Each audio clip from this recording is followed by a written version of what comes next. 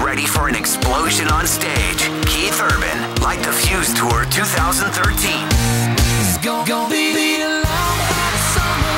We should be together with your feet up on the dashboard now. Keith Urban, August 22nd, Oak Mountain Amphitheater. I'm alive and I'm free. Keith Urban. Who wouldn't want to be me? With Little Big Town. On the pontoon, making waves and catching rays. August 22nd, Oak Mountain Amphitheater. I keep my heart and soul in a flow. Special guest, Dustin Lynch. Cowboys and angels.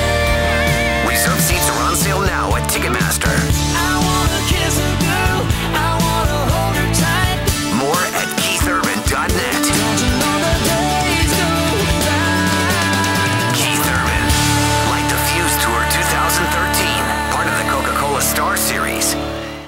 10, 9, 8, 7, 6, 5, 4, 3, 2, 1, liftoff.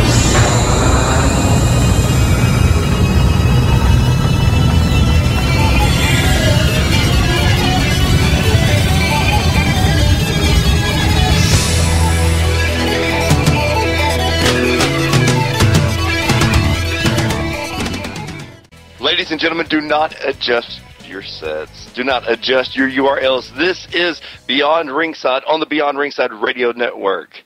This is the Oracle of Omniscient Architect of Intellect with the soothing sounds trying to drop those panties. I mean, no!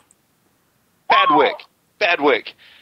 This is the to-be-determined show takeover of Beyond Ringside. Fast Eddie Layne at the Oak Mountain State Amphitheater doing the full-range entertainment of karaoke. And let me tell you, we were there Friday night, and we could hear them cheering. I really thought we were at a concert. I mean, I've never been around karaoke, never done karaoke, but God Almighty, with a liquor stand right there, they were lined up and cheering for it. So Eddie's on location. He may call it, he may not. But without any further ado, let me introduce, if you will, the part of the mayhem. 1/4 of my comrades, my compatriots on the To Be Determined show. The one, the only, Mad Dog Matt Denton. Matt, how are you doing tonight, sir? I'm tired. I think I'm going to fall asleep at any... And that's how narcolepsy works, everyone. And, of course, the newest member of Beyond Ringside, he was actually told a few weeks ago that he was coming in. We would like to welcome him, Ted. We appreciate it. The one only, Ted, I know you have 5,000 monikers.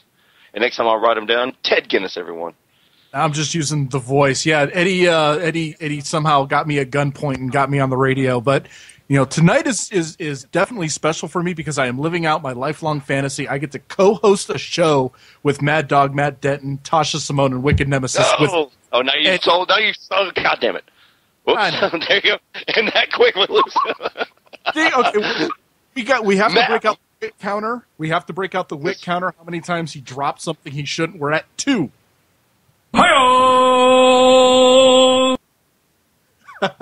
So without any further ado, everyone, the brand new member, this is Ted Buried It, Rena Del Pile driver, Tasha Simone. Welcome to the Beyond Ringside cast, our newest correspondent, everyone. Hey. Now that I have been told what I can and cannot say, I just want to remind everybody tonight, and Eddie, I know you're listening somewhere out there at the state fair, our babysitter's not here tonight, guys. The inmates are definitely running the asylum. It's going to be a wild night. Maybe it's the beer talking, Marge, but you got a butt that won't quit. And see, when you're endorsed by Homer Simpson, I mean, how far you've hit that pinnacle, everyone.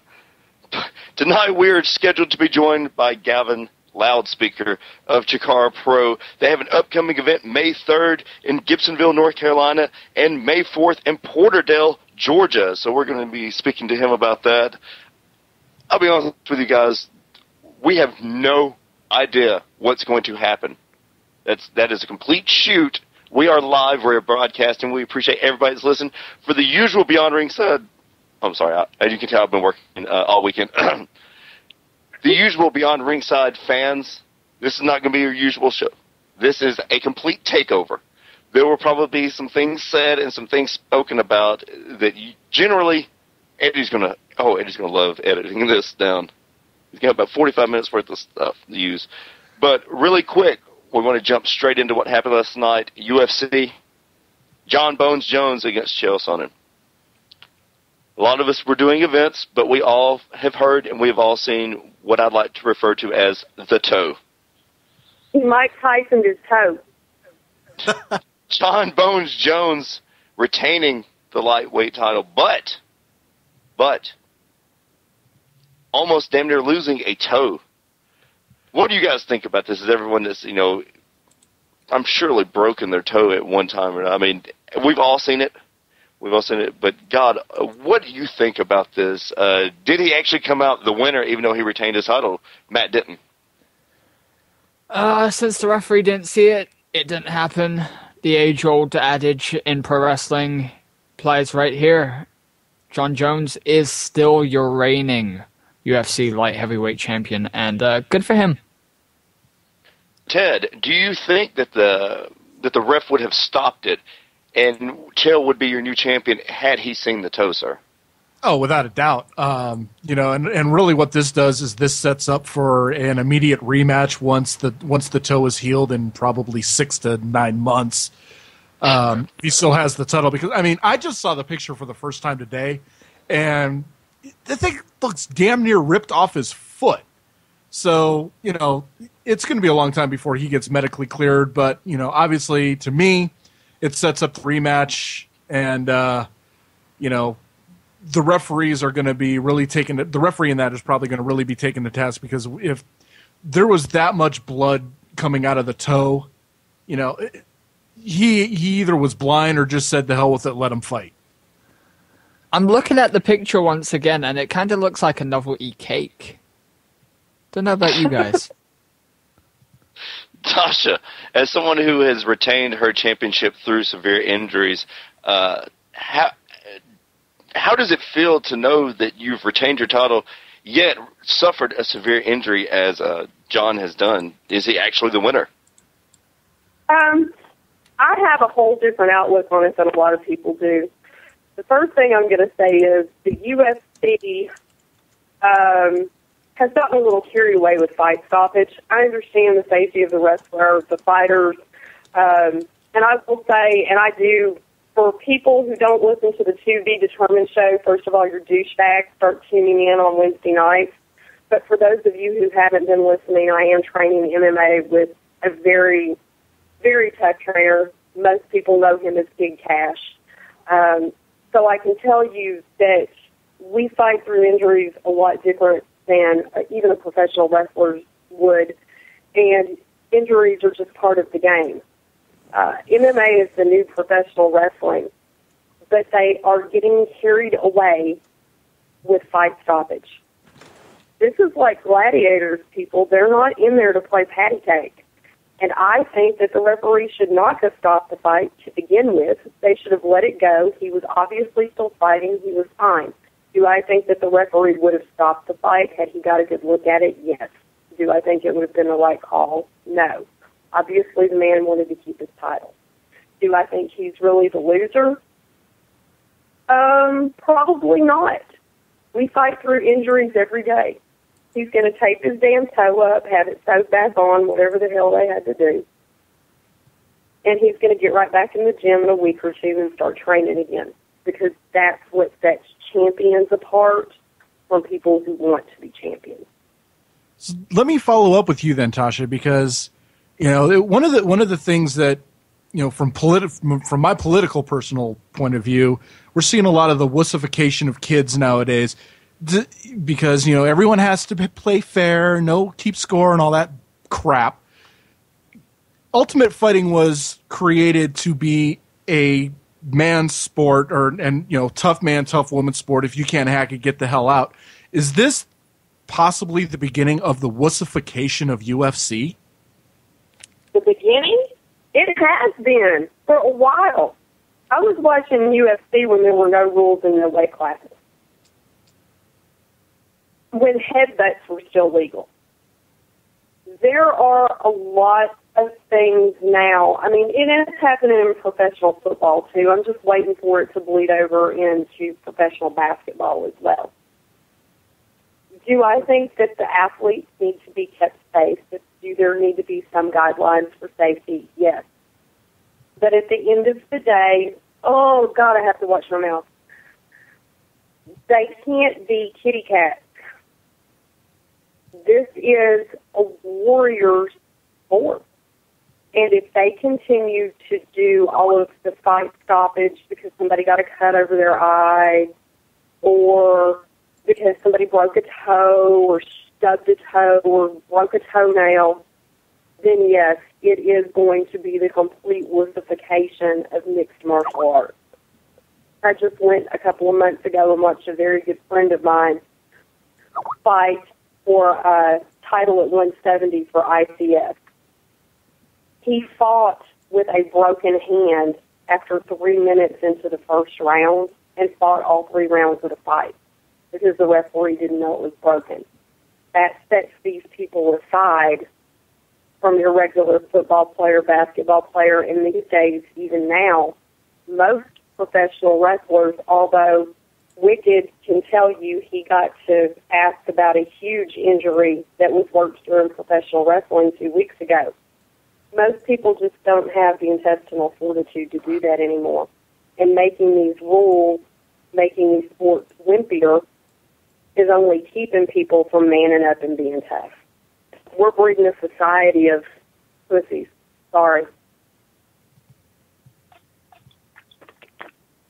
What she was referring to is Kid Cash with a broken jaw, who had to go all night looking for someone to get it fixed because there was a huge flu outbreak, and actually went and wrestled 2 nights later on at a pay-per-view in Birmingham, Alabama. So that's what she was referring to about that injury. But there's just some people who can't do that. That's right. John Bone Jones is a champion, plain and simple. Well, it just goes and now to has show. tied, I believe, Tito Ortiz for the most defenses, I think, at 5. Mm-hmm. Well, I think it goes to show, too, that, you know, at least somebody is taking that title and making it important. It's important to him, which, you know, in any type of competitive sport, championships are important.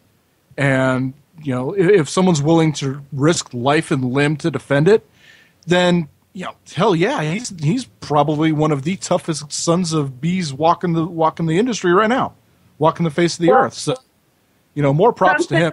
And, you know, props to Cash, too. I've had the opportunity to work shows with him, you know, back in the day, and he's one of the toughest SOBs I've ever been around. Well, something, too. Ted, do you follow MMA?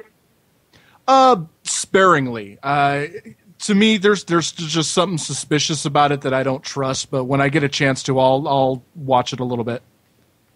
Well, here's the thing that, and if you don't follow this, you probably wouldn't know. Here a few months back, John Jones came under a huge, huge firestorm because the opponent he was supposed to defend his belt against got injured, and he refused to fight the person that they wanted to use as fill-in. He said, no, I'm not fighting them. I don't have time to prepare. It was 2 weeks out from the fight.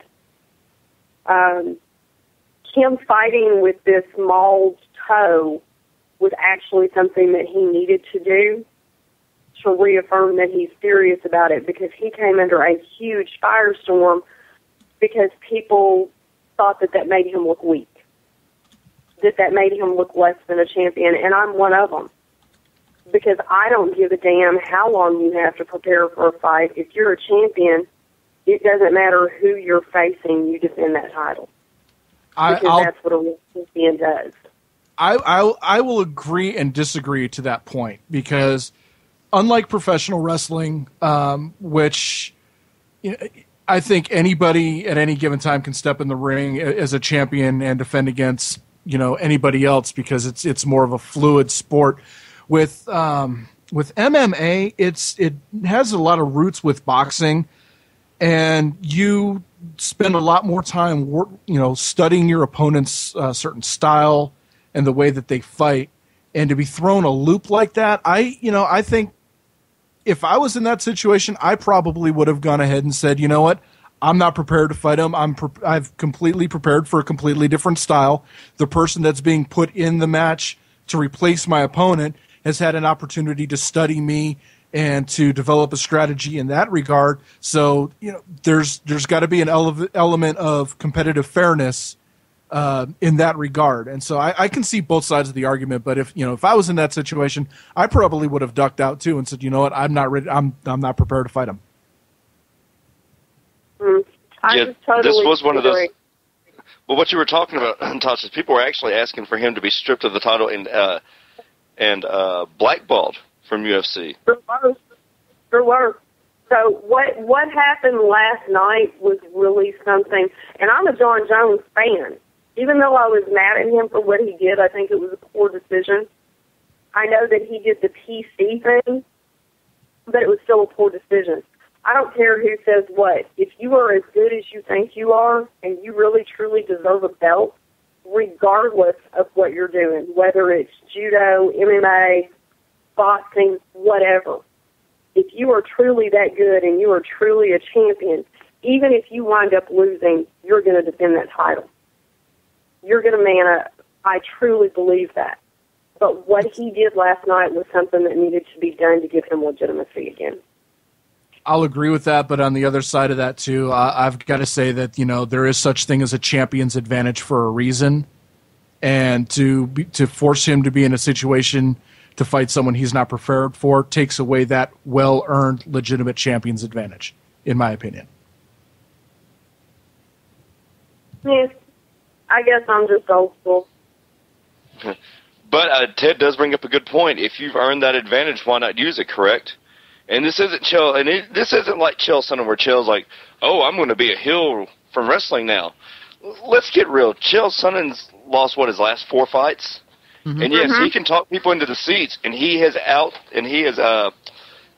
gotten more money, received a bigger payoff the last 2 matches than his opponents. And that is true. But you know what? That mouth can only carry you so far. When do they finally tell Chael that enough is enough, and just do like they do Andrei Arlovski, who at one time was a very dominant figure? Lost a few matches, they told him to get the hell out. When are they going to do this to Chael? Or are they still going to allow him because he comes out in the Ric Flair robe with American Gangster on the back, which everybody popped for? I don't give a crap about that. I care the fact that he's lost again. And he's trying to be a wrestler. To be fair, I think Chael Sonnen last night alluded to the fact that he's pretty much done now. He is done. He did ask for a rematch, though. He wants to fight John Jones again. This is where I think the UFC, if Dana White's the businessman he thinks he is, he should go to the old wrestling style of payouts right now. He should pay people for the asses they put in seats and where they are on his card and how good they are and what they bring to the table. Because right now, and a lot of it's because it's the Carnival Freak Show act, but the girls are putting out. These matches that he's putting in the ring with women's fights right now are drawing, and they are the lowest paid fighters on the card. The smaller fighters on the card, the guys like Uriah Faber, are putting in better matches than the super heavyweights are. And if he was smart, he would be paying them for the job they're doing. That's the same way boxing is. Everybody knows the highest paid person right now, and the person is Floyd Mayweather. One of the smallest guys. What's the guy's name? Klitschko. I'm not sure which one. There's 14 of them, I think, right now. The Klitschko brother that's champion. Nobody gives a crap about him. And he uses the champion's advantage and does all his title defenses over in Europe. Is that not correct? Mm-hmm. Well, there you go. That's champion's advantage. Boxing and that. But if they do the old school payout, then why don't they go ahead and do the old school way of making guys go out and sell tickets? Because Chael Sonnen would still be the highest paid person, correct? Maybe. I think the girls would be if they did that. I think that's coming. I think slowly but surely Ronda Rousey is starting to bring that to the forefront. But you know good and well as I do. Well, now I'm going to tell you something, though, and I'm not knocking Ronda Rousey. I think she's one hell of a fighter. But I'll tell you who's impressing me more than anybody right now, and that's Kat Zingano. That girl is bad. And Ronda Rousey's going to have her hands full with her. You know, you Well, I mean, mentioned Tasha. I can't remember who mentioned it, but you mentioned pay by how many butts they're putting in the seats. The question that I have is, if everything is done on pay-per-view basis, how the hell do you know who's putting butts in the seats? Realistically, I mean, because you can't go based on ratings because everything's measured by pay-per-view buys, and if you have someone on the undercard who everybody's more excited about than seeing who's in the main event, how really can you legitimately measure that? So well, you can now. A lot of the prelim fights aren't on pay-per-view anymore. They're on regular television, so they know what the buy. They don't have to look at a buy rate. They can actually look at the ratings for those prelim fights right now. Okay, well, see, that's a question that that's something I don't spend the money to watch MMA pay-per-views. I watch them at a certain restaurant that sells pretty decent wings on occasion, but it's. Would they be wild? They would be a little wild and possibly from a city in upstate New York.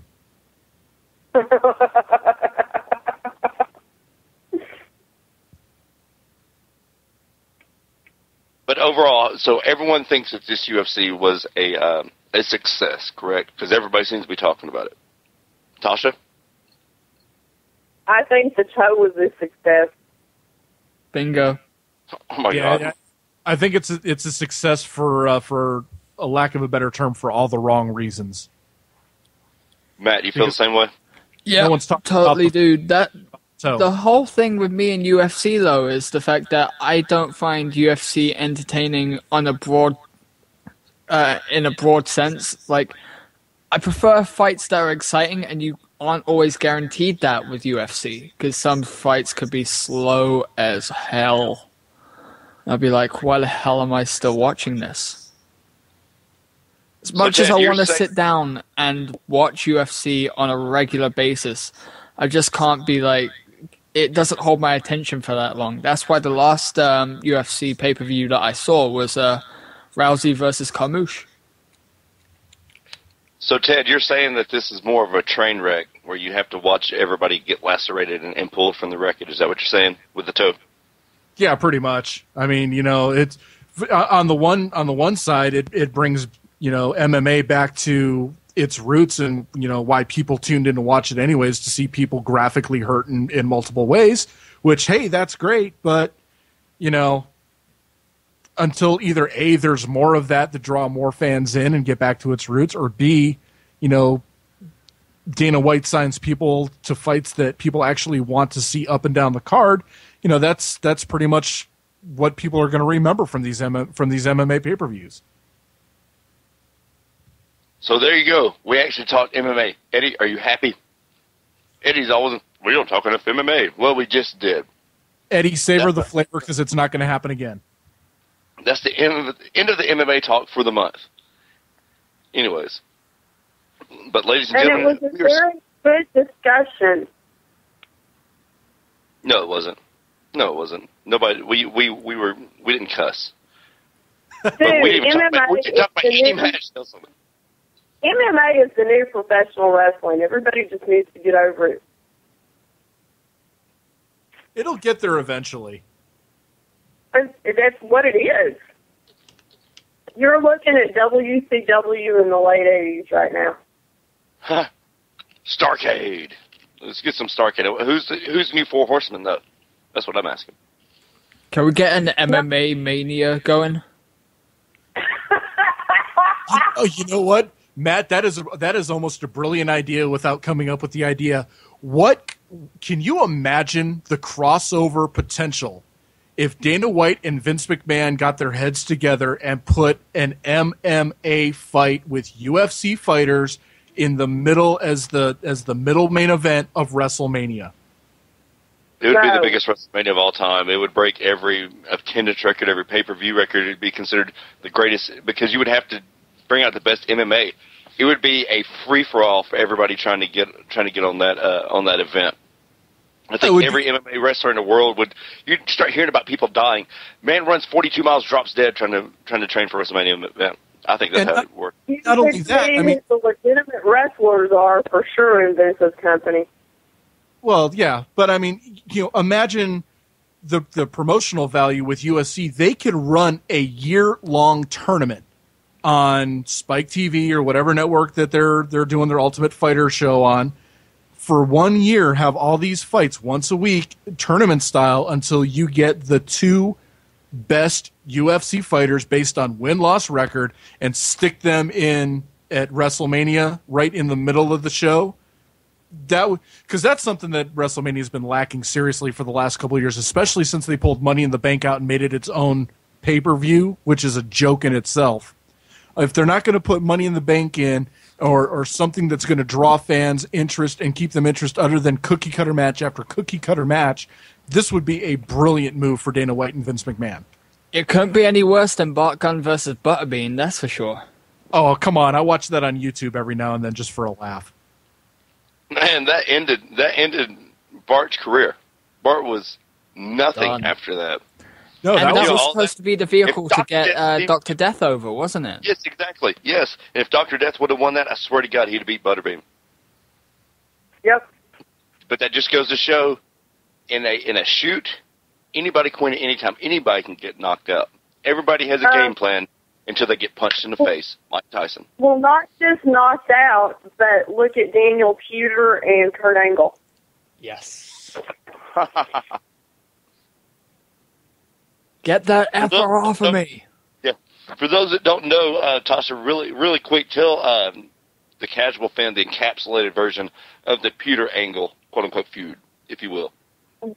When Kurt Angle was coming out doing his I'm a shooter, I can make anybody tap out, I can beat them in such and such a time, Daniel Puder had gone through the, I guess, the Tough Enough, whatever. Actually, it was in the middle of Tough Enough. Whatever it was, but the kid's an actual legit MMA fighter. And he was supposed to do what he was supposed to do for Kurt Angle, but when they got locked up, it occurred to him, hey, I can legitimately whip this guy's ass. I don't give a damn how many gold medals he has. And he put him in a very simple, very basic hold called a key lock or a kimura, depending on who you talk to. Taz even put it over as a key lock on air. And Angle couldn't, he was in a position that if he tapped, he was screwed with Vince McMahon. So the referee very quickly counted a very fast 3 count, and Puder's shoulders were not even on the mat. But he had Angle submitted. And Angle's very lucky that he didn't break his arm. How hot? Angle was livid. Well, He's And still Puder livid got to a this ton of day. heat for that, too. yeah, I was going to say, how hot was Vince for that? And that's probably why Daniel Puder went into the Royal Rumble like number 3 or 4 and got the crap beat out of him by Bob Holly and Eddie Guerrero. No, yeah, everybody. Yeah, Everybody Ben- got a shot on him that could. Let's see. It was Benoit and Guerrero number 1, 2. Puder came out 3. They had a massive chop fest, and then Holly and came then out. Holly came out and just beat the living snot out of him, dumped him over the top rope, and then that was pretty much it for Holly. So he earned his paycheck because that was his job that night. But here's the difference, guys. Almost the exact same thing happened to a very close friend of Tasha Simone's, and she knows the story. Brickhouse Brown. One of his first matches legitimately shot in on the guy and beat him. Didn't do business. He got to the back thinking that he had done something good. He will tell you this, for the next 6 months, people beat the crap out of him. And he at first he had no idea why, but he understood now. It's a learning experience. Brickhouse Brown went on to be a cult icon pretty much. Puder disappeared into existence. That's the difference. Tasha, am I lying, Tasha? Am I exaggerating?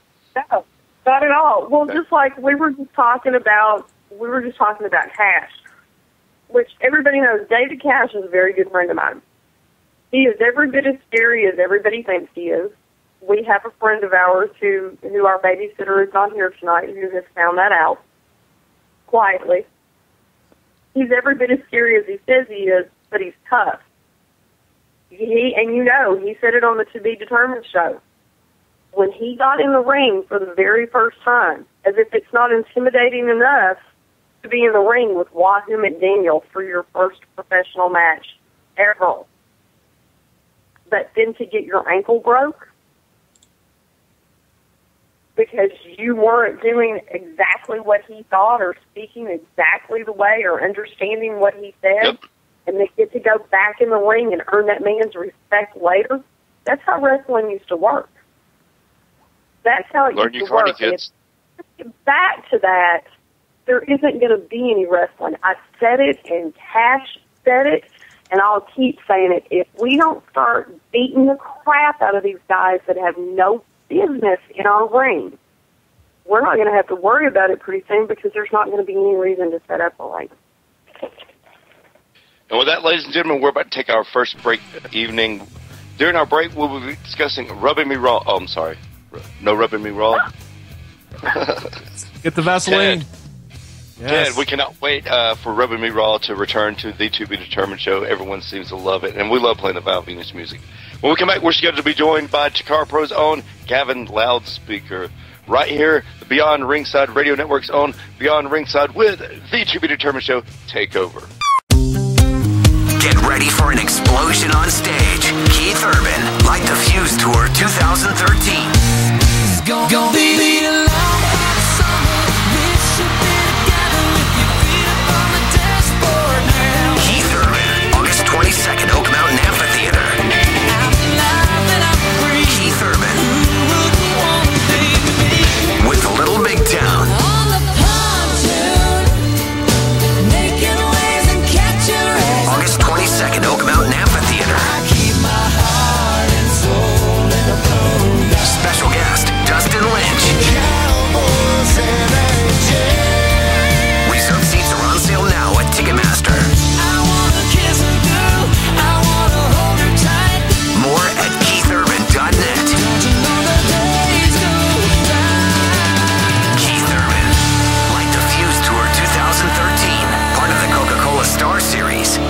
Ladies and gentlemen, the Beyond Ringside Radio Network presents Beyond Ringside. The To Be Determined show Takeover of Beyond Ringside. Holy crap, is- where did the Undertaker go? No, that was my impression of Destiny. Oh, my bad. Oh, my God. Wow. Can you talk Hey, about guys. that on Hey air? guys, let's go over here and you grab this side headlock. I was like, me and Micah Taylor both like, whoa, when did Tracy Smothers show up? But for those that missed out, you missed an exciting weekend. We were scheduled to be joined by Gavin Loudspeaker. We have not heard from Gavin, but that's quite all right because as anybody that listens to the To Be Determined show knows, we are the kings of ad-lib. We don't give a if we have a guest or not. We're going to talk about what we do best ourselves. We covered MMA. Eddie, you're happy? I hope so. I hope that it's pouring down rain on you at the Oak Mountain State Amphitheater like it is myself. And now it's time for, as we have come to call it, Adventures in Ass Whipping with the Unlucky Charms. All right. Matt, where's the music? I thought you had the music ready. I didn't have anything ready. Oh, I'm sorry. I was just sitting here. Miscommunication. I was just sitting here thinking, wouldn't that be great if Eddie Layne was singing "Blame It on the Rain" right now? Oh, that's a my great. God. Can we have that? I'll karaoke that now. Hello, ladies. Yeah, there you go. Ted, there's your music. Pop. That is the music that leads into Rubbing Me Raw, everyone. Val Venus, thank you, WWE Network. Thank you for allowing us to use that music, as they allowed us to use that music, as we all know. The GCW Friday night, Oak Mountain State Amphitheater, Oak Mountain State Park. Tasha, we all discussed an outdoor event and the pros and cons of an outdoor event Wednesday, in Central Standard Time on the To Be Determined show. But Ted, you were not on there. Ted, have you been a part? I'm sure you have been a part of being in this business quite a long time.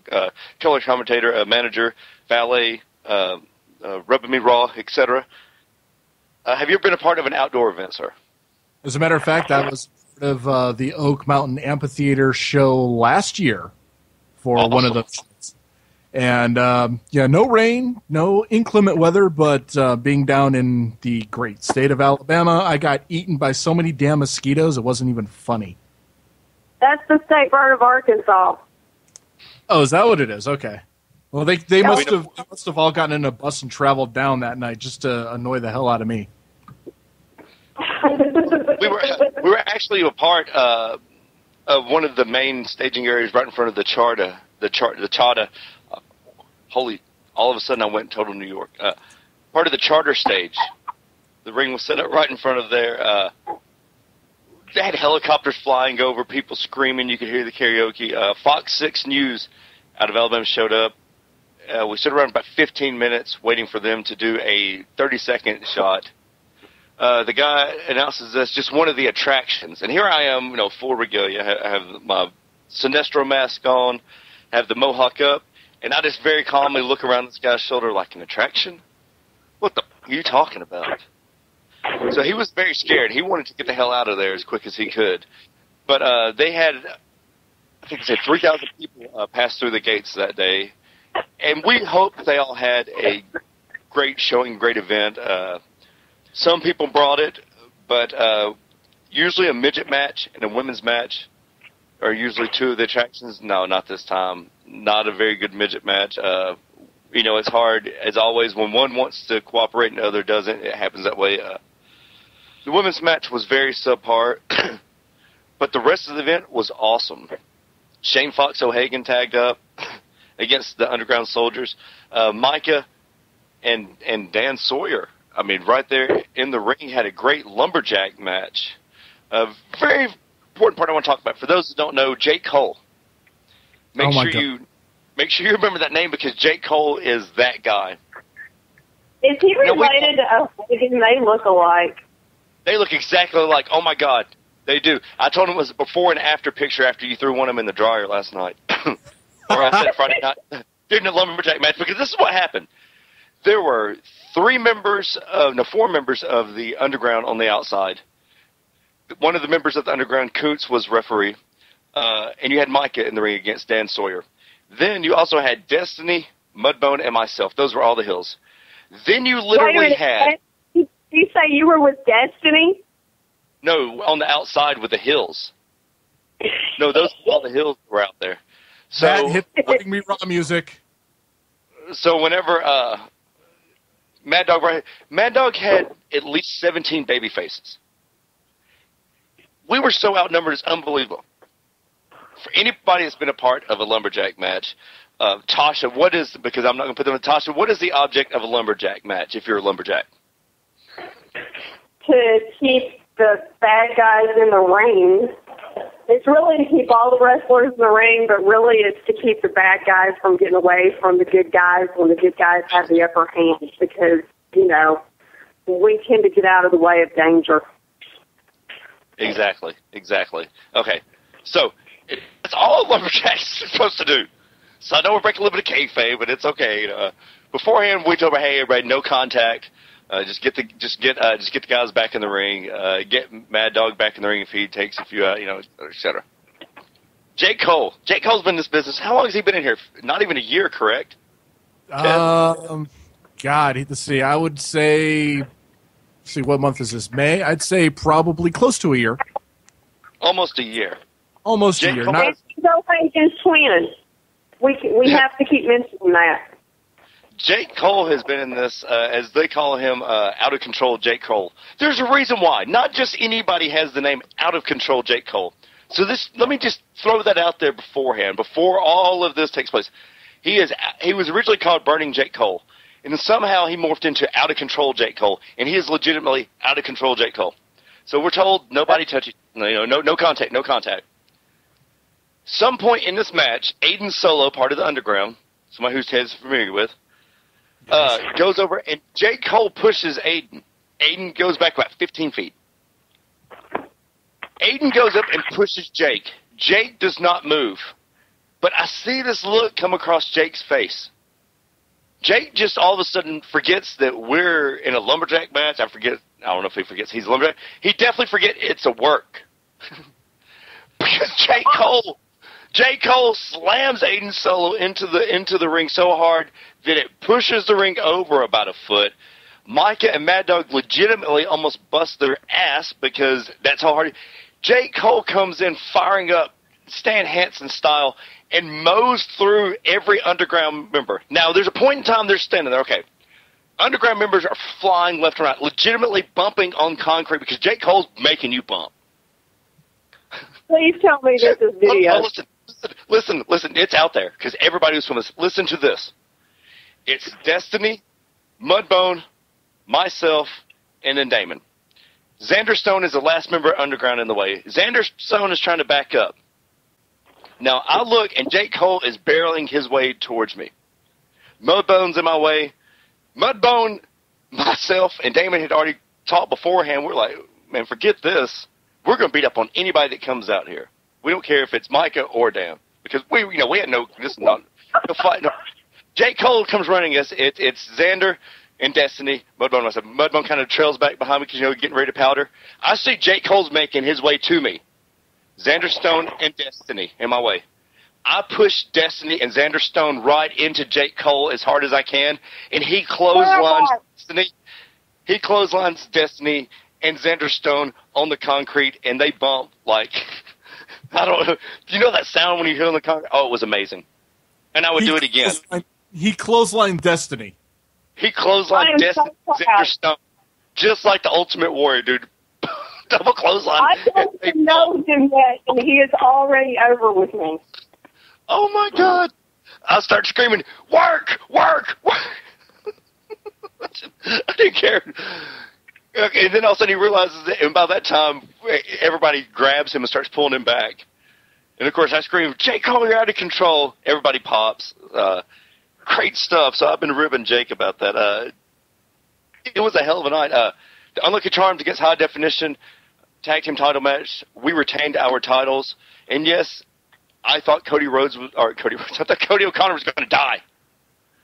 Cody O'Connor, the last time he was in the ring with Jeremy Foster, damn near broke his back in a match against the Unlucky Charms.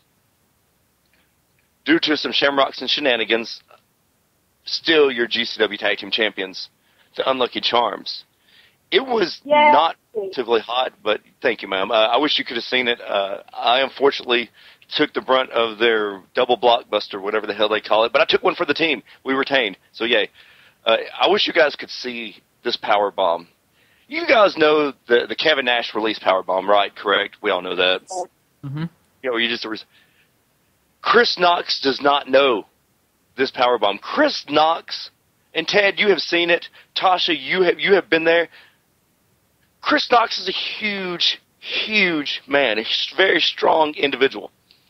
You don't know how strong he is. He powerbombed Jeremy Foster again, straight through the mat. I feel bad for this guy every time he takes this. I feel bad for some of these guys that do take it because Chris Knox, it's all Chris Knox. I mean, that man is an animal. I'm glad he's on my side and not against me because I think I might have to shoot him several times to take him down. I would. I told him. You got my back. Thank you. I appreciate that. But in all of this, it was announced a couple of weeks ago on the To Be Determined show that Rick Steiner was going to be at GCW in Pell City. Rick Steiner against Johnny Swinger. Pretty good match. My friend Brian asked me if it was against the rules for an old-timer, talking about Rick Steiner, to actually hit the mat, which I thought was great. There's old guys that just don't want to bump. You know them. It was an okay match. I thought if he was bumping his butt off. It was an okay match. They were actually... Well, they were double-shotting. They were double-shotting to Sylacauga. They get there, and, the crowd popped for it. But Rick Steiner did not have the biggest reaction of the night. Spiral of the Underground. I don't know what they're going to do with this guy. Spiral. We actually have the Underground on for the entire episode leading into Global Warfare on, I believe it's the 20... I forgot, whatever the day. The last Wednesday that we had before Global Warfare, May 25th, I believe is Global Warfare, on the To Be Determined show. So we will actually be able to ask them this because this guy right here, he took Doom, Trevor Eon's boot off, and proceeded to stomp his ankle. People were chanting, break it. Nice. What do you do, Tasha? What do you do, Tasha, when you have a guy, and he never... Actually, Spiral, for those that don't know, is the missing member of Death Clock on Metalopocalypse. But he does all these... I mean, he puts a guy in a tree of woe, stomps him down, beats this guy down, and people are still chanting, Spiral, Spiral, or Underground. Tasha, what do you do with that? What do you do as a heel? Because I know what we do, but what would you do as a heel if you're in there stomping this person down, if you're using all these heel tactics, and the fans are still behind you? Because I'm telling you right now, Spiral was right there, if not above, Rick Steiner in his pop. Honestly, that's not telling me the heel's not doing his job. That's telling me the babyface isn't doing his job. Trevor Doom Eon, I hope you hear that. But how would you correct that, ma'am? Okay, let me put that another way. If you're in Trevor Doom Eon's position, I told Trevor that I felt that if he was a little bit more of a veteran, that I felt that he maybe should do a few heel things. If they're completely behind the heel, a few closed fists, maybe a choke here and there, maybe instead of immediately, because the heels aren't supposed to choke, go down, choke it once or twice, and play with it. You don't have to go completely heel, but you can play with that and turn the emotions around. What would you do, Tasha, if you were in Trevor's position? Here's something that a lot of people just really piss me off about. Who says that because you're the good guy, you can't pull hair or throw a fist? Well, if you're on the street and somebody punches you in the face, it's not going to matter whether you have morals or not. You're going to punch them back or you're going to get your butt kicked. What's the difference in being on the street and being a professional wrestler in the ring? Seriously, you don't have your Bible in there. Nobody's telling you to turn the other cheek. Get real. You do your job. You don't have to work for a pop. You're supposed to make people pop for the work. And if you are doing your job, whatever side of the curtain you come out, they are going to pop for the work. And if a heel is the only one that they're popping for their work, then the baby face needs to go back to the drawing board and figure out how to do his job correctly. Ted, what would you do in this position? You've been around the business long enough. Well, first of all, how would you have handled it? First of all, if I was Spiral, I'd go back and tell them they need to pay me a hell of a lot more money because you know who's getting asses in those seats. The hard thing for me is that I've have very sparing experience working as a babyface. I've always worked heel, just because I've always been a heel my entire life, not just in professional wrestling, but just in life in general. I am a heel. But in that situation, man, if I'm the babyface in that match and people are cheering me or cheering against me, I would probably just go full heel and say, screw it, for the rest of this match, we just have to reverse roles and make it very clear to the person that I'm working with, obviously they're behind you, let them be behind you. We're switching roles, and I will work heel for the rest of this match. And that also gives them an opportunity to work on the fly. So everything that they may want to do, just throw that completely out the window. But it also teaches them to work. You have to be able to work in any given situation. Anyway, bad Ted. Say that again? I said bad Ted. They shouldn't have everything planned out anyway. Bad Ted. No, I'm not saying everything. I'm not saying everything. And anyone that goes in and plans everything move for move, they should not be in the business, period. Well, that's more than half the business. The scariest words in the world in our business is call it in the ring, kid. Tasha, am I correct? Amen. I say that all the time. Damon told that to Jake last night. Look, Damon told that to Jake Cole last night, and to Jake Cole's credits, he had this look on his face. He said, okay, and he got up, and we're like, we're just working you, kid. I think I need to meet this kid. I like him already, especially since you would. Jake is amazingly insane. Out of control Jake Cole. That's his name. And he lives up to that every single day. I swear to God, the kid's going places. He's respectful. He works with veterans. And he doesn't say no to anything. Let me tell you guys, last night, Jake Cole wrestled, common knowledge, Damon Christopher. Usually the tag team partners, if they're in singles competition, most of the time loses. It didn't happen that way. The finish of the match, go over, he hits this beautiful sidewalk slam. Damon kicks out.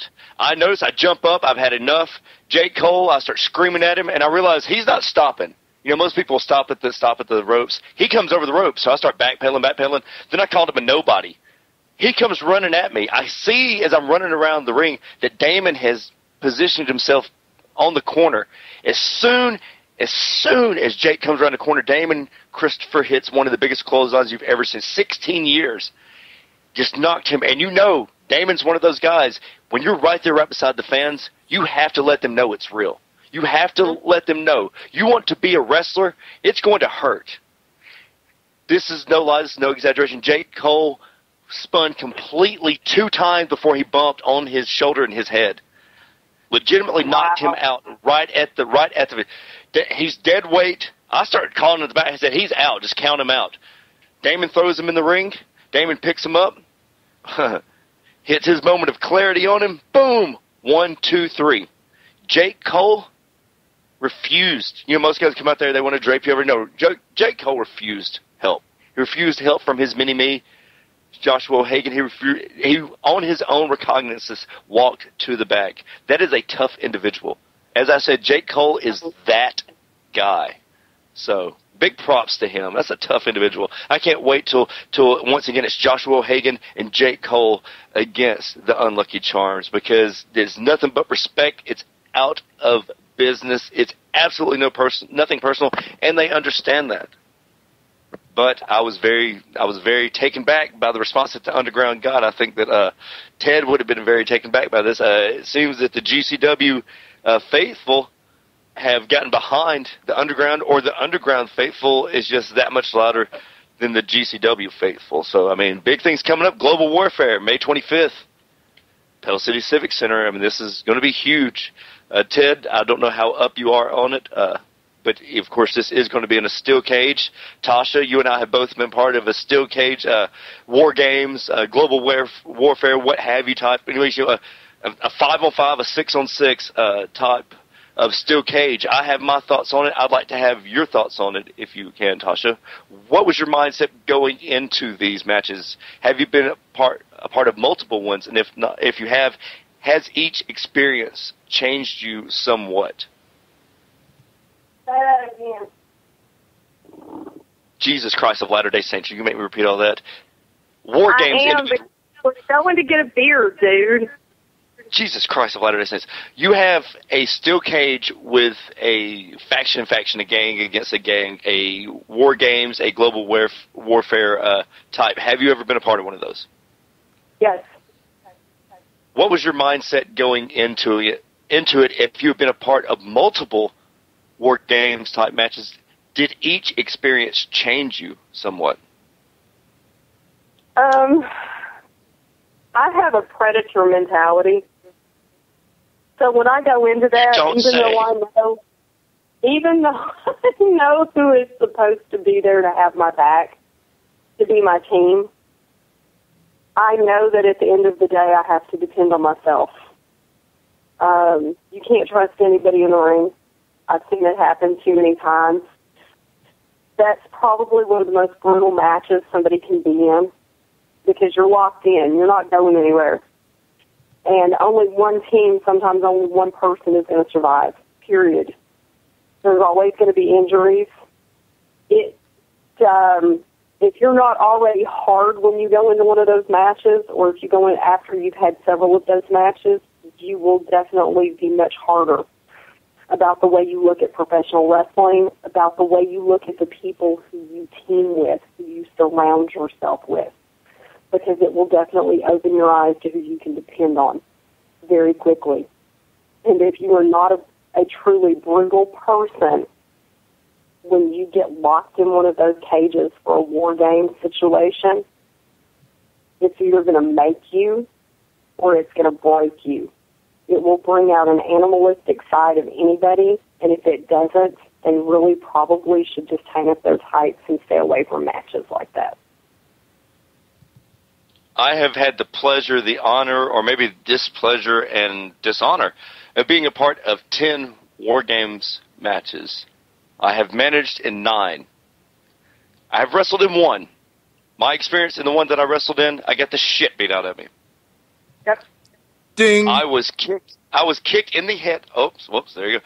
I was kicked in the head as I was gigging, and it stuck in my head and broke off. So yeah. So, and as everybody knows, I have this huge scar on my forehead from that head first into the fence and then directly kicked in the back of the head. Bam. Blood was everywhere. Did I go over the cliff? Is it like, did I go over the cliff, the yodeling cliff? YOLO, YOLO. But it's one of those matches where, I mean, there's bodies everywhere. There's nowhere to go unless you're going to be that guy that's going to try to climb over the top of the cage immediately, and everybody sees him and pulls him down. One thing is to get the crap beat out of you. Another thing is to climb to the top and be ripped down and then have the crap beat out of you. We talked to Crew Jones Wednesday night. Crew Jones was recalling Mike Jackson walking the entire cage, the top of the cage, with my mohawk in his hand. I should have pulled him off, but if I'd pulled him off, I'd have killed Mike Jackson. You It's don't one like of those. him anyway. Tell the truth. No, I don't like. I can't stand Mike Jackson. Can't stand him because he keeps a lot of the young wrestlers down. And anybody that tries to pay me with money that he's had under his nutsack after he's wrestled because he's afraid somebody's going to steal from him, that's quite all right. Hey, I don't think we can say nutsack on the air. Well, I just did. I like I don't Shane think Knowles. His testicular area. But one thing I can't stand is these guys that go in and try to call quote unquote spots. It's like, okay, I'm gonna hit you with this. I'm like, dude, there's 10 of us in here. If you think you're gonna do a head scissors, I'm gonna grab you out the air. I'm gonna kick all of you in the sack. I can say sack in the sack. That makes about as, I mean, it makes about as much sense as bumping in a battle royal. Oh my God, yes, that's another thing.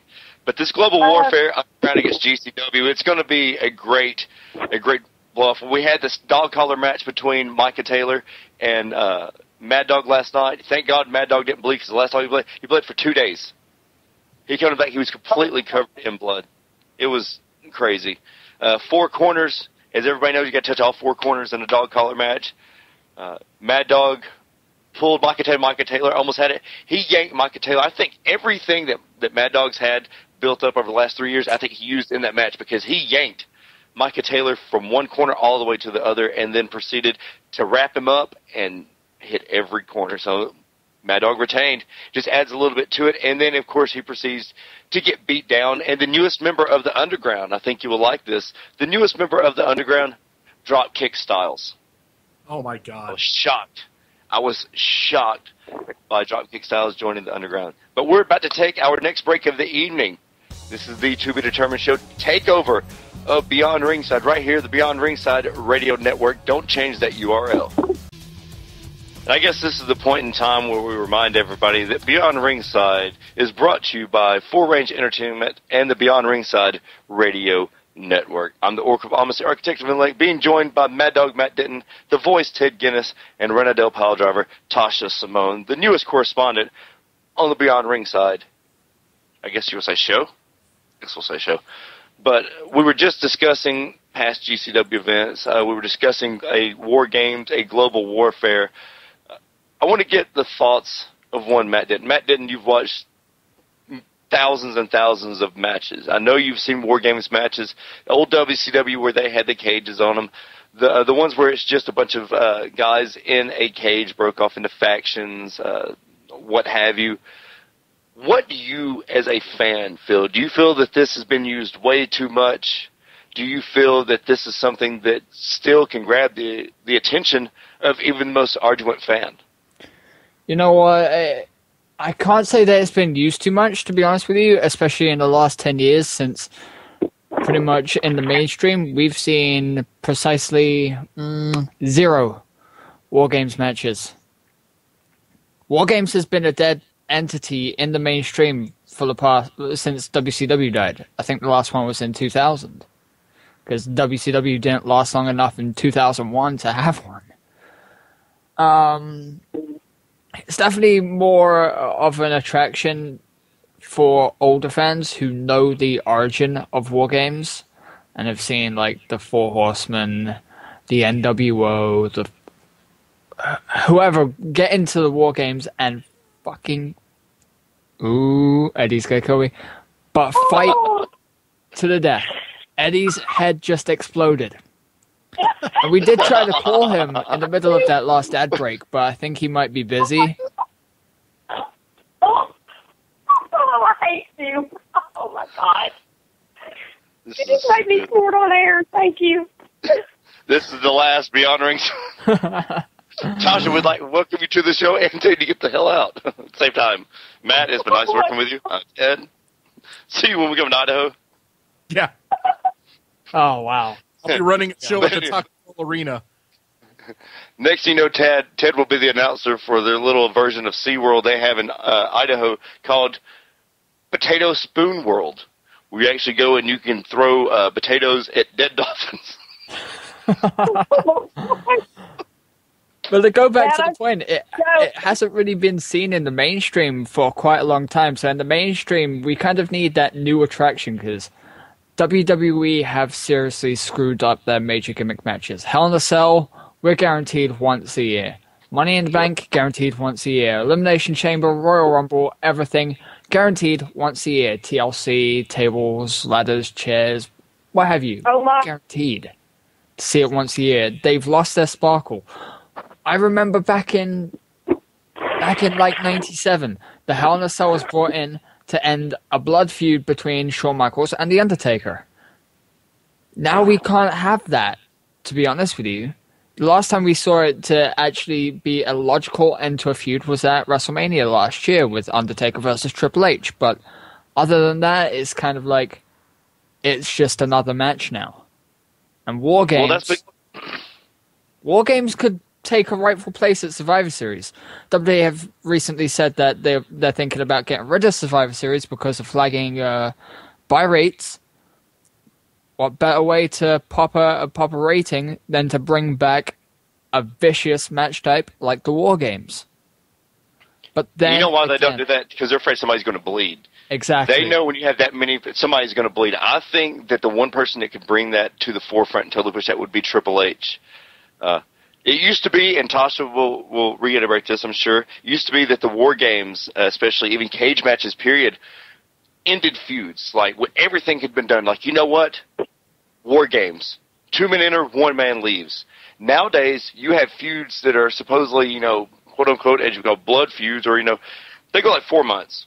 Because the attention span, thanks to what's on national mainstream media, or media on quote-unquote wrestling, has gotten smaller and smaller and smaller. And the last long-term feud that we really did see was The Rock versus Cena, and for the most part, that was completely out of our... It was at the back of our minds for most of that year until Royal Rumble to WrestleMania time. As you said, in the back of the mind.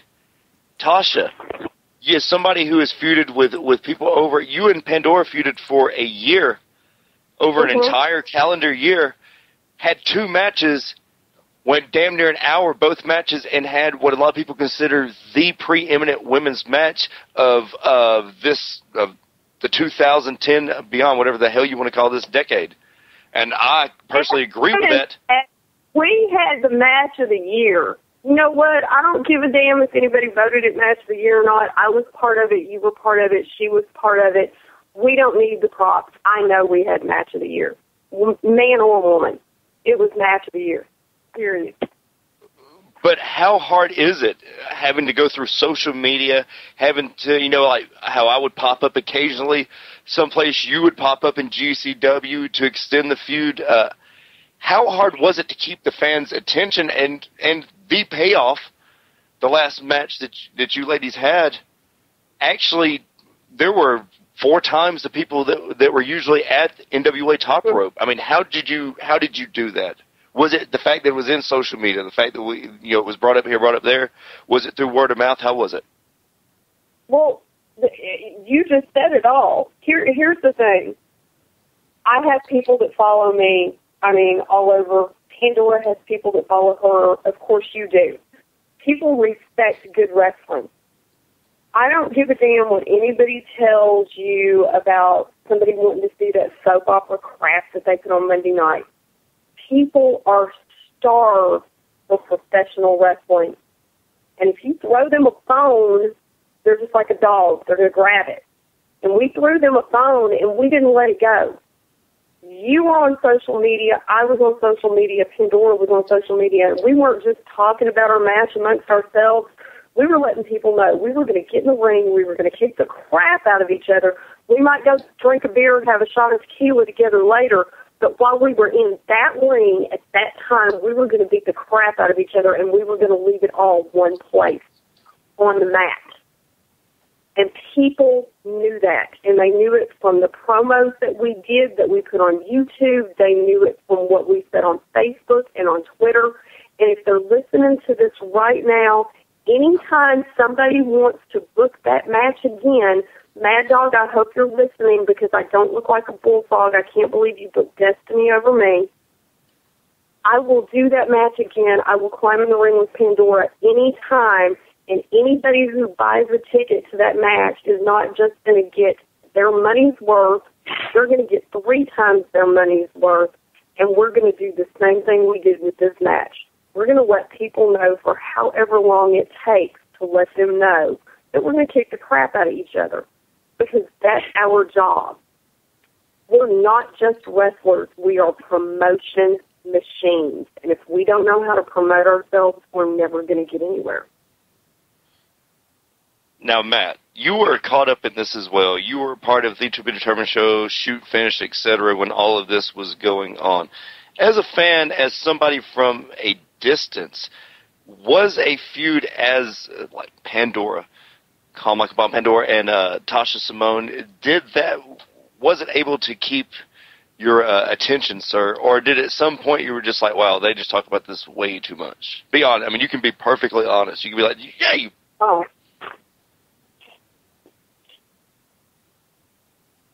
And Matt isn't here. He probably I had myself on mute. I suffer from the old J.I. syndrome. I had myself on mute. You start talking about, wait a minute, can you hear me? Can you hear me? Go ahead, Matt. Go ahead, yes, sir. I'll be honest with you, it was kind of like in the middle for me because obviously I respect Tasha Pandora's work ethic when it comes to promoting a match, but I kind of got the feeling that I would never be able to see it live, so it kind of took a back seat to me. Oh, I see. Yeah, I understand. I understand that. If I had been there in the same area that the match was taking part in, and especially like living there and knowing that I'd be able to see it, then I'd be all over that. But because I'm so far away, all I have to I'm resigning myself to YouTube, and YouTube is not the same. Watching wrestling at home is not the same. You don't get as emotionally invested, even if it is live wrestling. I mean, I can barely watch WWE now since I've been to live WWE and TNA events. I cannot sit home and be like, I cannot be as rowdy as I want to be. I cannot just leap up on my chair and go absolute ape crap. There you go, Eddie. Ape crap. Yeah. See, I'm learning. Well, now, I want to say this, too, while Matt's saying that. Wicked's asking about us promoting what we did. I'm going to kind of throw a twist on this, too. The sad thing is, wrestlers shouldn't have to promote themselves that way. It should truly be up to the promoter to do it.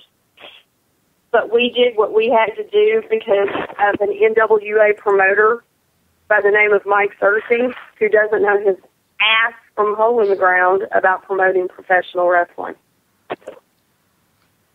And also with the addition of the Unlucky Charms and Simply Perfect, a part of that also added that extra element to it at, what we would say the end point so far, because I'm going to say this.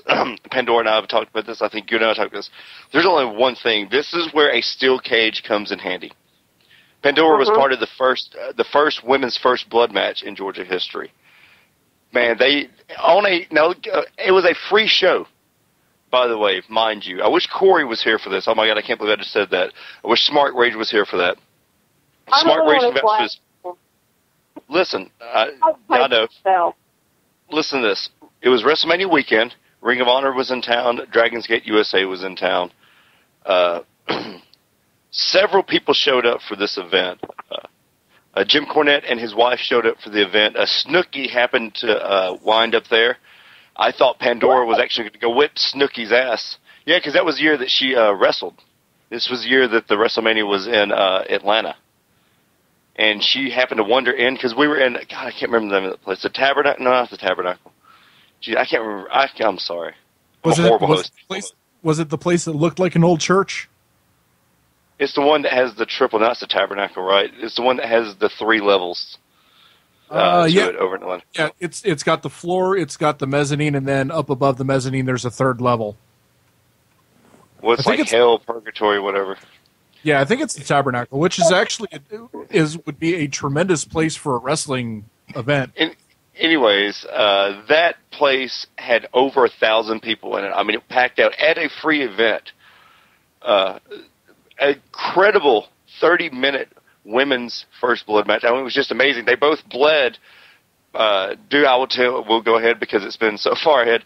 Aisha Sunshine, now Dementia Rose, actually made Pandora bleed by hitting her in the head, but I distracted the referee because the referee, of course, I threw a bunch of stuff at it, and Pandora proceeded to hit Nina with not Nina, but Aisha with a pair of scissors and made her bleed. Both they restarted the match. They went at each other. Pandora ended it by taking a chair, slamming it across Aisha's throat, and then taking her by just standing her up and just taking the chair and just guillotining her with it. Blood everywhere. Ref stops the match. 1, 2, 3. Great match. Was that the one that you promoted on Wrestle Rage? Yes, it was. That was it. That's when you were like, well, what if they get their period? Who wins?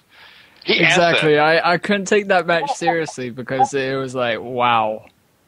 Well, the reason why you couldn't take it seriously is because Aisha got on there, remember? And Aisha just totally, started, going after me, and I was like, okay. And here I am trying to stay cool and calm. It was horrible. But, yeah, a lot of people, when they see the match, there is a version of it up on like a cell phone version or something up on YouTube. It's kind of a crappy version, but you can see most of the match right there on YouTube, and you can hear everybody going crazy. But I think a steel cage match with Tasha and Call Michael Bomb Pandora is the only payoff for this. That's my opinion. Because when you have 2 rabid animals, I will tell you guys like this. Who is the dominant species in any animal kingdom? Who is the animal that decides what goes and what stays in a predatory animal kingdom? What is it? It's the female. That would be the female, yep. The female. The female. I'm sorry. It's very seldom that you have 2 women that will go out there and just put it all on the line and just beat the crap out of each other and make the guys look bad, plain and simple. Because everybody has this mindset of what they did in Glow, what has become sports entertainment style of divas and knockouts. Why are you laughing? We understand it was sports entertainment, and I love the Housewives, by the way. I love that gimmick. Shut up! But I can't get over the rope!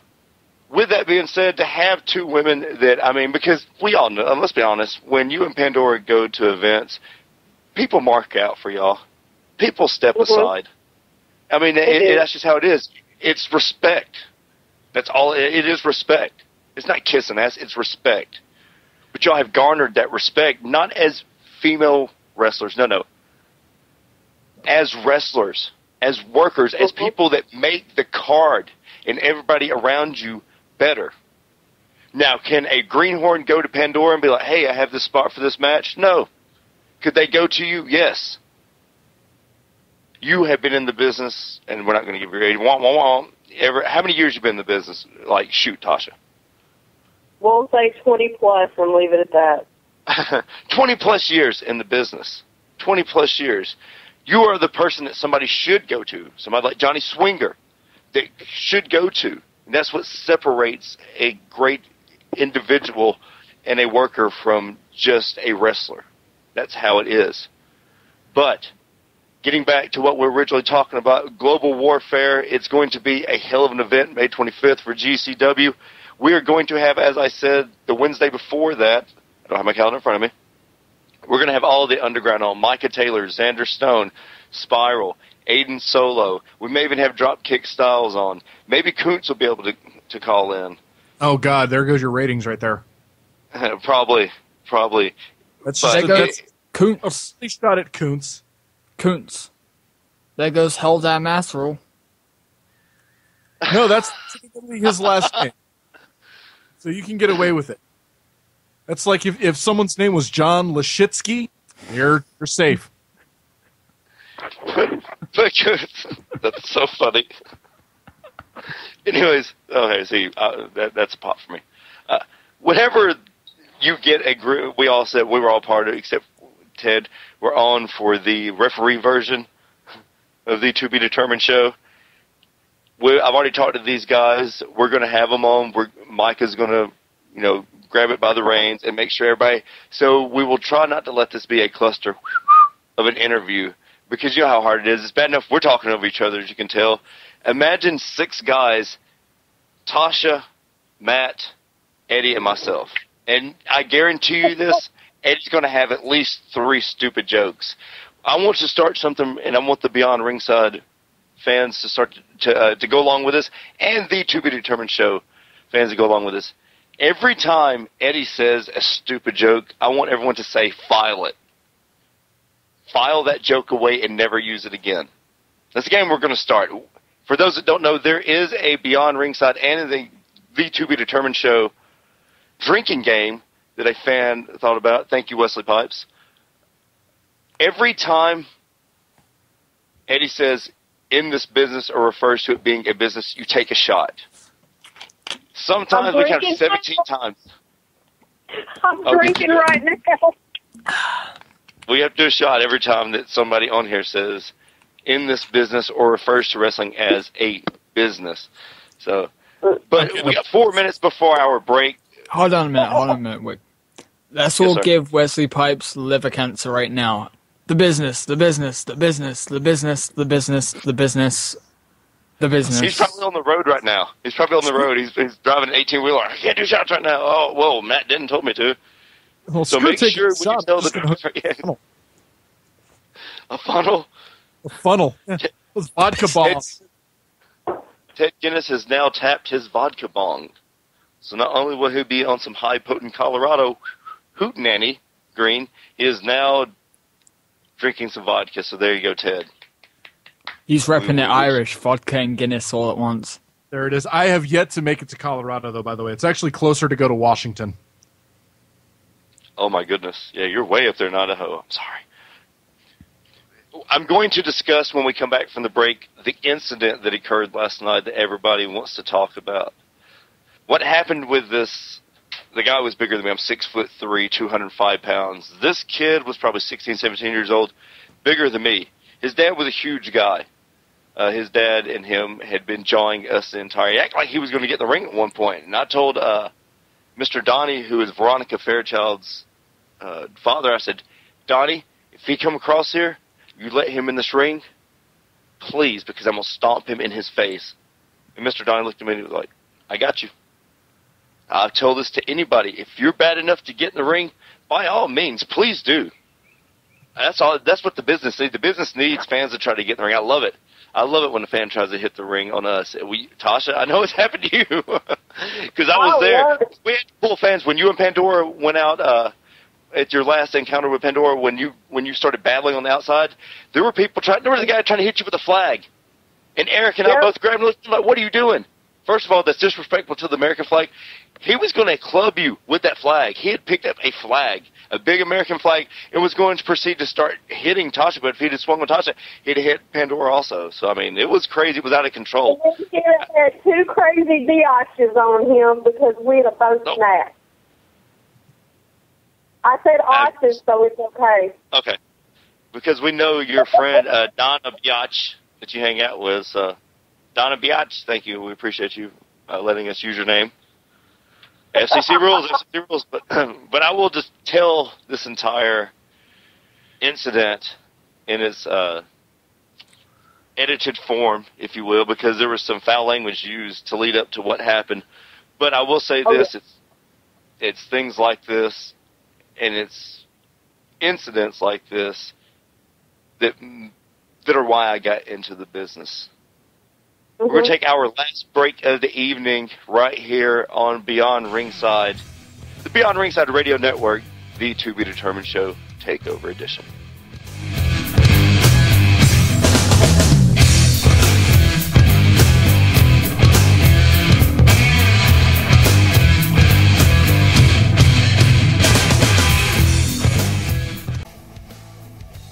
And ladies and gentlemen, it's the Take It Home edition. Gizmo, everybody, Gizmo portion of Beyond Ringside, the To Be Determined Show Takeover Edition. Okay, everybody, the incident, if you will. Jake Cole, Damon Christopher have an amazing match. Jake Cole, I think, is the X factor in the global warfare event that is to come on May 25th. Jake Cole is out of control. Jake Cole is one of those guys. A hell of a team. Showtime Shane Fox, the TV champion, going to be a part. Joshua Hagan going to be a part. Mad Dog Dan Sawyer, the GCW heavyweight champion, going to be a part. Against the Underground. And now you have Dropkick Styles, who has been seemingly added to this, or has he? We're not really sure. Maybe at Palmerdale this week, this Saturday, maybe he will tell us. You never know. Dropkick Styles. I mean, I never saw him joining the Underground, but it happened. We were all witness to it last night in Pell City. As Jake Cole is seemingly knocked unconscious, hit with a moment of clarity by Damon Christopher, you know, we're celebrating. I'm making sure that Damon shows the belt to everybody. You know, Christopher Knox was in a bare knuckles brawling tournament in Kentucky over the weekend. Him and his family immediately left Friday night after Oak Mountain after successfully defending the GCW tag team titles against the number one contenders, High Definition, Cody O'Connor and Jeremy Foster. Immediately left from there and then got up at 8:30 the next morning. Anybody knows from Birmingham? Where is Oak Mountain? Is it actually Birmingham? Or is it Hoover? It's Hoover. Pelham. Hoover. Pelham, Alabama to Kentucky, I think, is like 7.5, 8 hours, I mean, legit. We were the main event in the first section because it was separated into 7 and 9 o'clock. So I think he got out of there about 8:15, 8:30. Immediately went over there, so he only had 12 hours to get there. He actually won the tournament, thank God, because it would have sucked had he lost it. He has been undefeated for the last 2 years in bare knuckle brawling tournaments, so give it up to Chris Knox. Unlucky Charms, Mr. Terminal Intent, the Primal Chris Knox. Damon Christopher beats Jake Cole, showing the titles. I see that the dad is once again acting like he's going to get in the ring. I'm telling him, come on, you know, this is one half tag team champions. And I see the kid, this huge kid, start doing the DX crotch chops. I had no problem with that. You know, they can do whatever they want to. You are paying. No, they can do, as lame as it is, they can do they're paying customers, whatever. You can flip me a bird. I don't care. What I do have a problem with is when I come over and I tell the kid, I stick my chin out, I said, if you're that bad, take a shot. Now, he tells me to perform a sexual act upon him using some very colorful language. And I tell him, very colorful language, which I will talk about on the To Be Determined show Wednesday. I will tell you exactly what he said. I will go in great detail of this match, too, because you guys, this is a match. And I know somebody, I hate this because I see people filming, I see people taking pictures, and I see that there is actual footage of all this going on. There's actual footage of a great match between a 16-year vet and a guy that's maybe a year in the business, having a great match, which I swear to God does not take place too often. And then what I'm about to tell you. I tell this guy, I said, if you're so bad, take a shot. He says, colorful language, blah, blah. I tell him, nice mouth. It's the type of mouth that comes from a long line of retards. When I say this, I see his lips start to quiver. And I see him do that face, like where he's like, he's wanting to cry, and then he's wanting to blow up. And he tries to stand up, but he kind of like staggers, and I look, and I see that he's crying. This kid that's probably 6'3", probably 245, 250, is crying. And not just like, I'm talking about tears, crocodile tears. And I, oh my God, there's certain moments in this business. When the guy had the heart attack at Peach State Wrestling, during one of my promos, it's one of those moments. When the lady at Peach State told put on my Facebook fan page, tagged me, and told everybody, told Shane Knowles all this, and of course I put it up on my Facebook because I was very proud of this. This little girl who got in my face and started screaming at me and starts trying to throw stuff at me and tells me, to go to, I can say it, go to hell. I can say hell. Tells me to go to hell, and I scream at her. And as soon as I scream at her, she just starts screaming, crying. Her dad's like, oh, she's hard of hearing. I can't believe you do this. This is when the guy steps up on me, and as soon as he goes to step up, I knock him down. Everybody knows this story from Peach State. I'm not going to get that far into it. Well, the mom tells Shane Knowles, puts on her Facebook fan page, puts on my Facebook profile for Wicked Nemesis, that night her daughter prayed to God to protect her from me. That is so awesome. That I didn't come kill her in her sleep. This is what this girl puts on her Facebook and tags me and everything. I loved it. This big kid is crying. And I said, are you crying? And then he starts crying even more because by this time there's 215 paid people, maybe 225. Paid people looking in every eye as watching what's going on. He stands up. And he's crying, and he's like with that. I said, "Oh my God, the retard is crying." Everybody loses it, except with the exception of like his 7 family members, who all look inbred, like legit. Even the guy in the wheelchair, who I said I would push out of the wheelchair, I told him, "I'll slap everybody in here and push that guy in the wheelchair off." During my promo, even this guy's laughing at him. He's like, he's like pissing and pooping in a bag, laughing at this. This guy stands up and just starts bawling. He's like, I swear to you, as Damon said, I was expecting a Blair Witch moment for a snot bubble to come out this guy's nose. That's how bad he was crying. Tasha, he was like, he starts making that noise. It sounds like, sounds like when they killed Old Yeller. I figure that's the sound. Rabid dog, put him down. Sorry, Old Yeller. Or Where the Red Fern Grows. I love that book too. But it was one of those moments, and he comes at me, and Mr. Donnie and other security looking at me like, everybody thought it was a work. Everybody, I guess, thought I had paid this kid to cry. As he stands up, Damon just pushes him aside, and he goes, "Go sit down, kid." Pushes him, the kid goes there and sits down and starts bawling in his hands, where he's like, and you can hear this. Wow. That is insane. One of those raw moments. Tasha, best reaction you've ever had like that from a fan? Oh, wow. I'm not sure it was a reaction. I had people try to fight me. I think the best reaction I ever had was when we were doing kick-ass wrestling in Memphis, which was the Memphis version of the ECW, which was the little version of the Christmas wrestling. So the way to go around the Christmas and right? We always had a disclaimer right at the front door when people would come in and buy their tickets. Warning, it was an 18 and over crowd. If you weren't 18, you weren't allowed in the building. Do not put your hands on the wrestlers. Do not try this at home. Blah, blah, blah.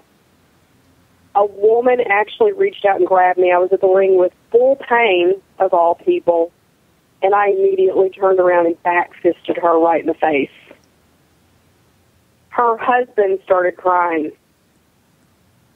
She wasn't crying because she was knocked the F out. Her husband stood there and started crying because I knocked her out with a back fist. I think that was, without a doubt, the best reaction I've ever had in my life. It was great. And then her husband wanted to fight. Ted, best reaction you've ever seen by a fan at a wrestling event? I can give you the best reaction I've ever been a part of. I was working for a promotion in South Carolina. They had brought me in to ring announce.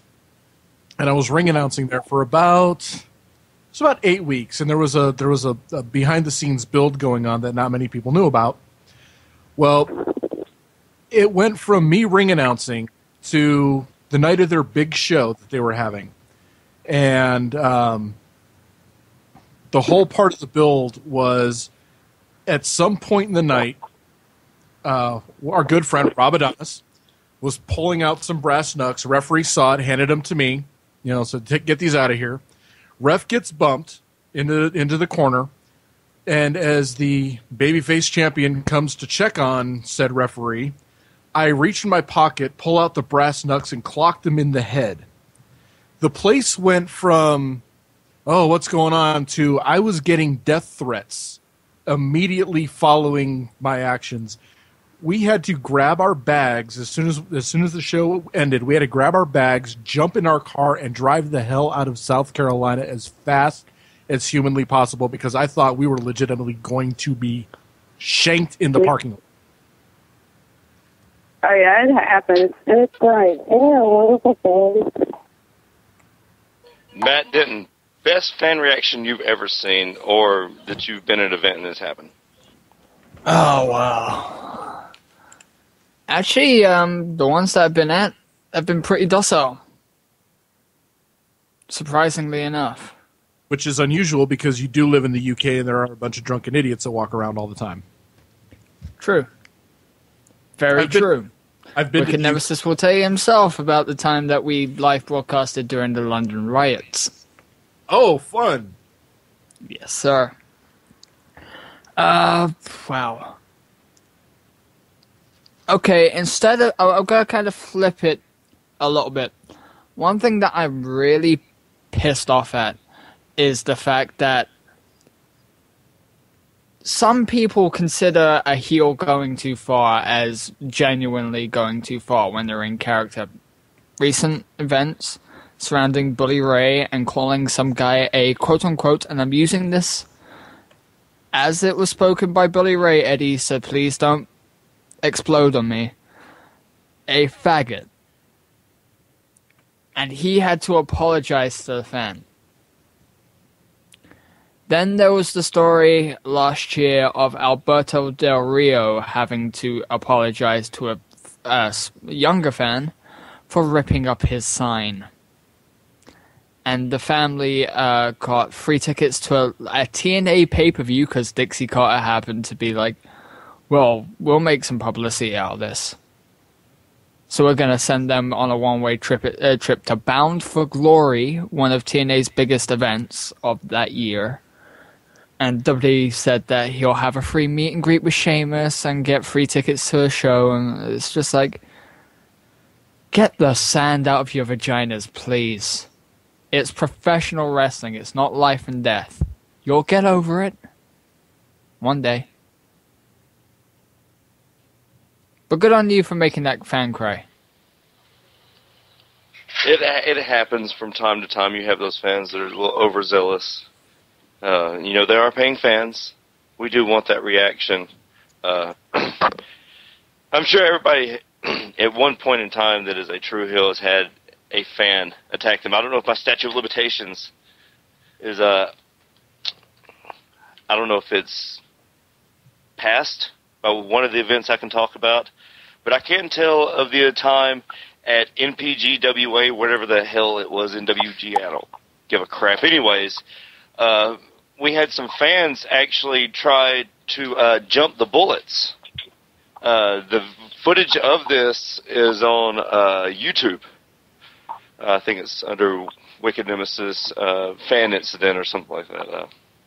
Anyways, it was a mom and a son, and they got right behind John and Trey and started yelling stuff. Well, John and Trey, of course, turned around, start yelling at them. Pandora and I are in the ring. I'm cutting a promo as they come out, announcing them, because the announcer just sucked that was there. So I told him, I said, get the hell out of here. I was like, you suck. And I legit meant it. He gets right behind him, starts screaming, and all of a sudden he drops the N-bomb. And I'm not talking about nobody. As he screams this out, everybody stops. And I said, what'd you say? That's when I started. I'm like, hey, let him in the ring. I told him as soon as he got in the ring, I'd put my size 15 military boot down his throat. Everybody goes crazy. The promoter jumps up. The money man jumps up, and all of a sudden it's turned into a damn near melee. As we get ready to leave, Billy Schmidtke was our driver that night. I look around and I'm like, are we being followed? There's 4 cars that followed us from the event all the way to what would be considered a highway, I guess. And this is 30 miles. No matter where we went, they were right on our ass. Any little side, they were right there. And I told them that night that we were going to, these guys are going to try to whip our ass. Try, been the operative word. Now, as everybody knows, I got a police escort to the interstate after the Honey Boo Boo event because I made Honey Boo Boo's mom cry and Honey Boo Boo cry. Really? Am I supposed to hold back because they're there? And the police escort, I was like, oh, we don't need it. No, we insist. And I don't know if they were protecting Pell City from us or if they were protecting us from Pell City, but we appreciated it. I enjoyed the escort.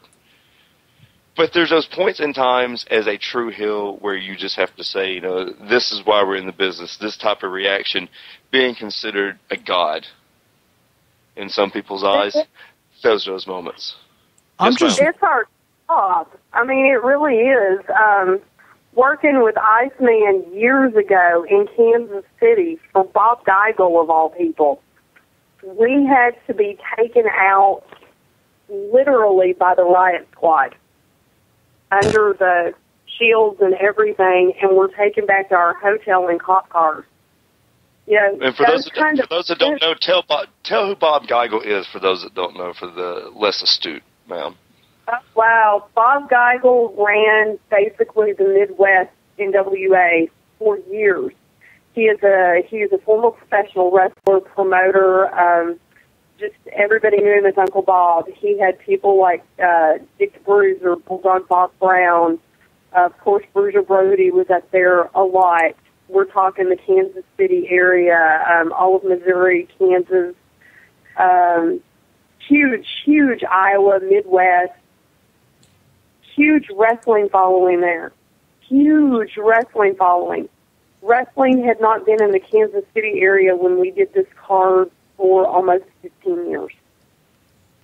And it was the first time a young man who was actually trained by Larry Sharp, who had moved to Kansas City, was DJing for the big radio station there. They had Bob Brown and Bob Geigel on, supposed to be for 30 minutes. They had so many call-ins because people were so excited about professional wrestling coming back that they kept them on the air for over 2.5 hours. They were only supposed to be on the phone for 30 minutes. It was a sold-out crowd. Little Tokyo was there, which was absolutely wonderful. I miss that little MFer. God, I'm trying to be. But at any rate, these people were so psycho. I went to the ring with Iceman after I did my match. I don't know how many people followed World Class, but Baboose was with us too, the witch doctor. He actually went to the ring with me. I wrestled Mike George's wife. Iceman told the entire crowd that I was his baby sister. Now, I don't know how many people know how racially tense Kansas City is, but it is very racially tense. So you have a little bitty white girl with a great big black man, and he's telling everybody I'm his little sister. And, of course, they're calling me the N-word lover right out the bat because I'm with two big black men. People were climbing over the rails. They were throwing beer on us. I had to change clothes twice throughout the night because there was so much beer thrown on us. I couldn't even wrestle in the clothing that I had gone to. And they were waiting outside for us after the card was over. Bob Orton Jr. was on it, Randy Orton's dad. Just a huge, huge card. Chris Adams, my trainer, my mentor. One of the last shows I actually got to work with him as a professional wrestler. It was absolutely phenomenal. But we were taken out by the riot squad. And we were each in a cop car, and the police walked us into our hotel with our bags. And that's when you know you did your job. We weren't upset. We weren't scared. We knew that those people got every single penny that they paid for their tickets. Yeah, but also you knew going in. We all know those as true heels. A true heel can spot you. Okay, well, no matter what, this crowd's going to be hot. This side, this little section, no matter what, they're going to pop. We're going to get heat from them. You look for that one person, that little section, that if you can just twist that knife just enough. And I know some people do say I pushed it too far. So I mean, we talked about it back before the event. Mad Dog said before the event that the last time we were in Pell City, and it is true. A mentally disabled guy. I did not know he was mentally disabled until he started going, started like making. I was like, oh my God. But he come after me and he tried to run through a cop. And of course, cops don't like to be touched. I mean, nobody likes to be touched, especially a cop. And Keith, the head of security, who is an off-duty cop, had to restrain him and push him down and actually set him down. I thought I was doing my job. I think that Mad Dog felt I had taken it too far. God knows what he's thinking now after Saturday night. But I feel going into it, and I don't give a crap what anybody says, Tasha, and you know this, as a manager, your whole point is to build to a freaking point somewhere during the year to where the payoff happens, to where it's you and somebody, hopefully in a main event, maybe a steel cage, to where you go and you get yours, quote unquote. There's that point in time where they have to see you get your ass kicked. And I know that. That's why every year I have one or two matches, and it's always, and I don't give a crap what anybody says, and there's a reason why this, you can look at the ticket sales. I'm one of the most successful managers in some time since Reverend Dan was in his prime in Wildside, and right before that, when Jeff Bailey was doing his thing in the late 90s, that has actually drawn and actually been able to put asses in the seats when I'm booked in a match of some sort. We know that as managers going in, that if you're getting that type of heat, there has to be a payoff. Hopefully the promoter's smart enough to make money off of it. Mm-hmm. Shane Knowles was a part of that. 750 paid people. Eddie was there. MaBo was there. This is something that bothers me, though. You talk about, and you're right, so many promoters, and you said Mad Dog will probably say you went overboard or that you went too far. When does somebody say that the fans go too far? Exactly. That's my whole point. I had no I was not going to do anything, Tasha, until he used the language he did. I had no problem with the chops. I have no problem. But when you're advancing at me and cussing at me, and I'm not going to cuss at you. I'm not going to cuss at you. But I promise you this, as somebody who was a bouncer for 7 years, as somebody who's a college-educated individual, as somebody who was trained as a wrestler, as somebody who's got his ass kicked, as somebody who's kicked somebody's ass, one of these fans may whip my ass. They're not going to out-talk me. Mm-hmm. They are not going to out-talk me, plain and simple. The day that a fan gets over on me on an exchange is the day I zip up my bag and I don't come back. Just as a wrestler, if a wrestler gets his ass beat at a bar fight by a fan, you get your stuff and get out. You better come back as something totally different, under a mask or something. That's just my opinion. Tasha, how do you feel? If you get your ass whipped by a mark, period, a mark, a fan, whatever you want to call them, you should never be booked again. You should be buying a ticket, period. There you go. I was taught that by Chris Adams. I was taught that by Eric Embry. I was taught that by the men who really legitimately paved that road. I've been hit by fans. The night that I lost the belt to Casey Carlisle, It's part of the reason that I'll talk crap about Mike Cersei all I want to, whether anybody likes it or not. I don't care. I walked out into the crowd, and you've been at Top Rope, so you know his inbred family is what he calls security. And they don't do security. They stand there and work the fans up to not only attack the wrestlers verbally, but attack them physically if they've got enough rocks in their britches to do it. I walked out to the crowd. They knew that I was going to do it to pick up a chair. A fan grabbed the chair and tried to pull it out of my hand, and I gave a real good tug, and when I knew he had a good hold of it, I let it go, and it popped him in the face. I knew it was going to pop him in the face. I didn't hit him. The chair hit him. And if he hadn't got a hold of it when I put my hands on it, he would have never got hit in the face. Well, this was a grown man. Regardless of whether I'm a professional wrestler or not, I'm still a woman.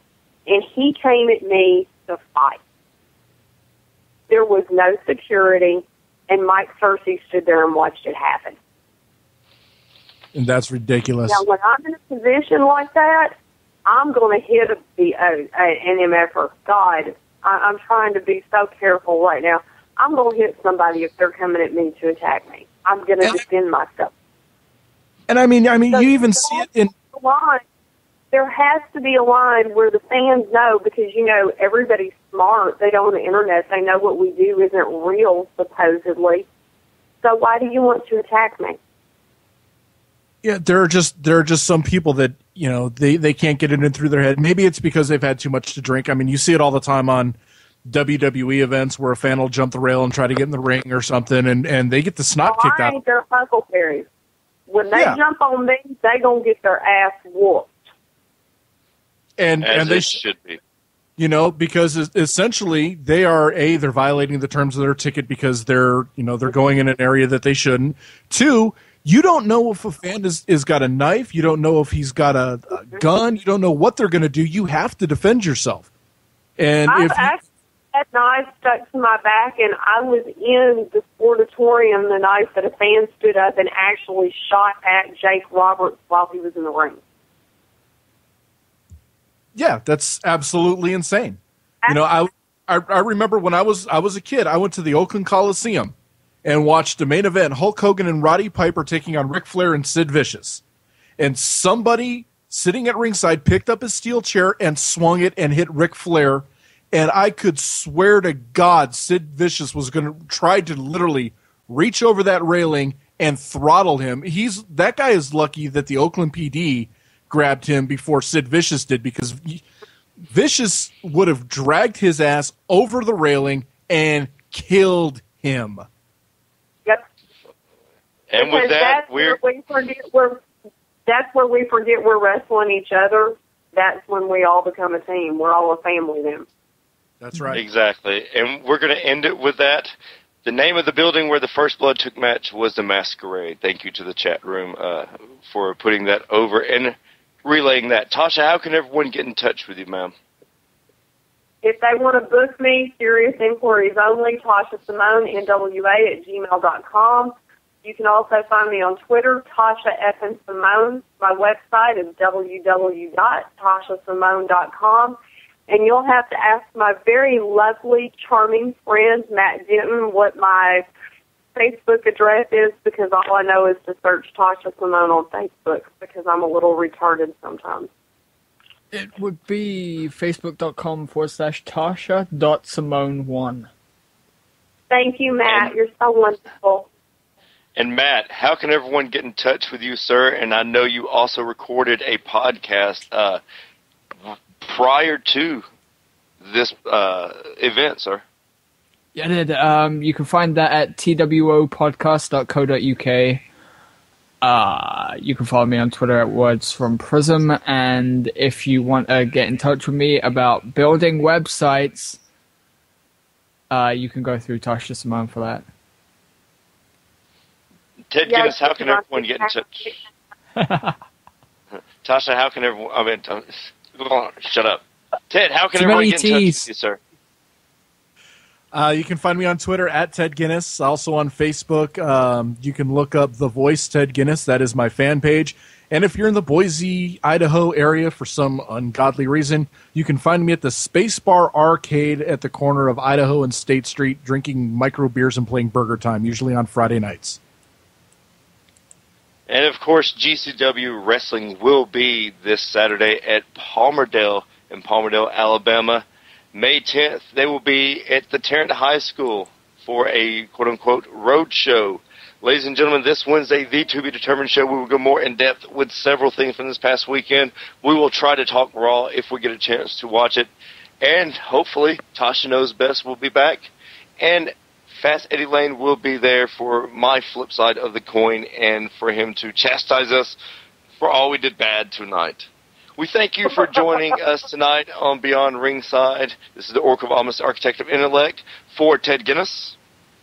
I'm just wondering how many times Wicked has actually uttered the phrase, "I've enjoyed the escort." For Tasha Simone. I'm so happy we didn't have our babysitter tonight. Oh, that's bad. For Mad Dog Matt Denton. Fill your hand, you son of a bitch! Ding, ding, ding, ding. Once again, the Oracle of Almost Architect of Intellect, the Wicked Nemesis, manager and spiritual advisor of your still GCW Tag Team Champions, the Unlucky Charms, by way of the Merchants of Death. Thank you all for joining us.